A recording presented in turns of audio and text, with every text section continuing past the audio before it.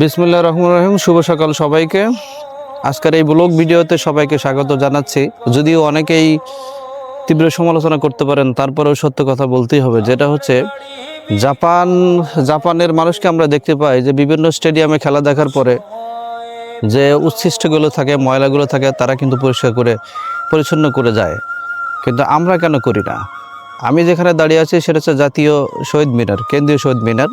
কেন্দ্রীয় শহীদ মিনার প্রাঙ্গণে কিন্তু দীর্ঘ নয় দিন অবস্থান কর্মসূচি গ্রহণ করেছিলেন কিন্তু আমাদের এই জাতীয় বিবেক বলি, যাদের জাতি গড়ার কারিগর যারা ছিলেন, তারাই অবস্থান করার পরে বিভিন্ন ধরনের খাদ্যপণ্যের কিন্তু প্যাকেট এখানে ছড়িয়ে ছিটিয়ে আছে।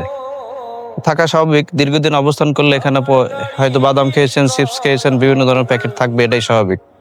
কিন্তু তাদের দাবি আদায়ের পরে তাদের কি উচিত ছিল না যে এই কেন্দ্রীয় শহীদ মিনারের প্রাঙ্গণটা পরিষ্কার করে যেতে? যদি তারা পরিষ্কার করে যেতেন তাহলে কিন্তু এই বাংলাদেশের একটা উজ্জ্বল দৃষ্টান্ত হয়ে থাকতো যে আসলে জাতি গড়ার কারিগর আর যারা ছাত্র যারা আমরা আছি তাদেরকে কিন্তু শিক্ষা দেয় যে কোনো স্থানে যদি কোনো কিছু করতে হয় সেই জায়গার কাজ সফল না হলেও সেই জায়গাটা পরিষ্কার করে আসতে হয়। কেন জাপান স্টেডিয়াম পরিষ্কার করে, কেন আমরা পরিষ্কার করি না? আমাদের দেশে কিন্তু অভিভাবক তিন ধরনের।